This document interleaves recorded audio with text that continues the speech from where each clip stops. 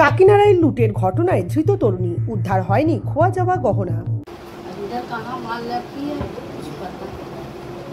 जब गछ नहीं है तो हमको मालूम चाहिए कि हमको कोई लफड़ा नहीं पाए भाई हमारा लड़की का शादी किसी का शादी है 30 नवंबर से हम कुछ कर। हाँ एक है डिफेंस में आई छोटी वाली की है कार्टून ऑलरेडी डिफेंस। हाँ वो डिफेंस में नहीं है हमारा 3 नंबर लड़की ये वो छोटा सबसे उसके बाद पहले इन्हीं का शादी लगाई चाहिए। সোমবার 7 সকালে দুঃসাহসিক চুরির ঘটনাটি ঘটেছে ভাটপাড়া পুরসভার 10 নম্বর ওয়ার্ডের স্থিরপাড়া রোডের 4 নম্বর সুকান্তপল্লীর নন্দলাল সাউয়ের বাড়িতে। ফাঁকা বাড়ি পেয়ে অবাধে লুটপাট চালায় চোর। যদিও এই চুরির ঘটনায় পুলিশ ইতিমধ্যেই ছোটি নামে প্রতিবেশী এক তরুণীকে গ্রেপ্তার করেছে ভাটপাড়া থানার পুলিশ। যদিও খোয়া যাওয়া সোনা রূপার গহনা এখনও উদ্ধার না হওয়ায় দুশ্চিন্তায় সাউ পরিবার। আগামী 30শে নভেম্বর মেয়ের বিয়ে কিভাবে দেবেন তা নিয়েই উদ্বিগ্ন সাউ দম্পতি।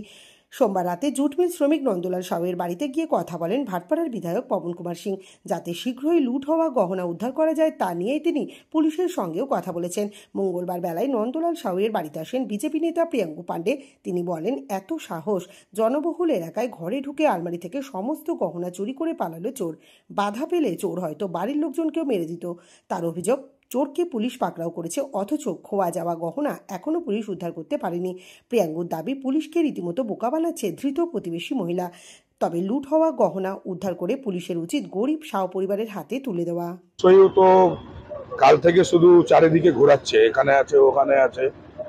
সব থেকে বড় ব্যাপারটা হচ্ছে এইরকম লোক যদি আমাদের এলাকায় আমাদের বাড়ি আশেপাশে থাকে তাহলে যে কোনো সময় যে কোনো অঘটন ঘটতে পারে। এই তো অর্নামেন্টস চুরি করে নিয়ে গেল।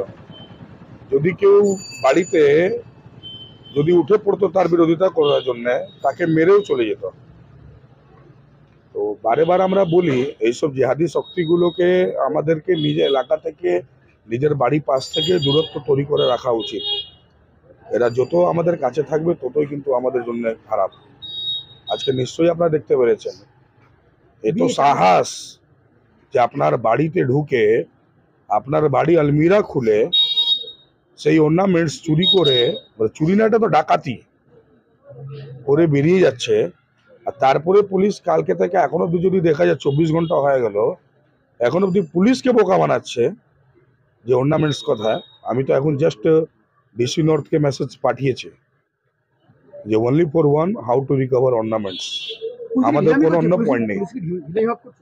এটা বলার আমার এখনো ঠিক হবে না, কিন্তু এইসব লোকের তো সাহস বেড়ে যাচ্ছে প্রশাসনিক ব্যবস্থার জন্যে।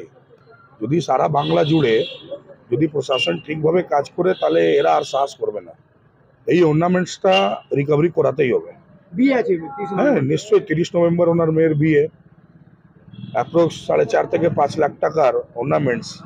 এই গরিব পরিবার যার বাড়ির ছাদ নেই, প্লাস্টিকের ত্রিপাল দিয়ে ছাউনি দিয়ে রেখেছেন, সেই পরিবারের যদি এইরকম ডাকাতি হয় বাড়ি থেকে গহনা আর পয়সা, তাহলে আপনি ভাবুন তার কি অবস্থা হবে ফিউচারে। রাজ্যের অবস্থা কি এই মুহূর্তে কি দাঁড়িয়ে আছে? অসামাজিক তত্ত্বরা পুরোপুরি এগিয়ে পড়েছে, তাদের মন বেড়ে আছে, কোনো ভয় নেই। এই ঘটনা করার পর এখন অব্দি যদি আটকে রেখেছে, কোনোভাবে রিকভারি হচ্ছে না, আর মানেটা কি আছে? কিছুদিন জেল কাটাবো, বেরিয়ে যাব, বেল তো পাবোই, জামিন তো কেউ আটকাতে পারবে না। এনাদের জমিতে জোর করে বসে আছে, আর তারপরে এনাদের বাড়িতে ঢুকে ডাকাতি করছে। এখনো কিন্তু পুলিশ একটা জিনিসকে লক্ষ্য করছে না যে ওর বাড়িতে ইলেকট্রিসিটি লাইন আছে, সেটা হুকিং লাইন, কোনো মিটার নেই।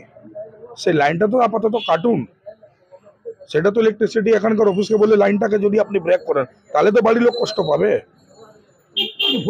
যদি ফোর্স না লাগানো যায়, যদি ভয় দেখানো না যায়, তাহলে খুবই মুশকিল পরিস্থিতি।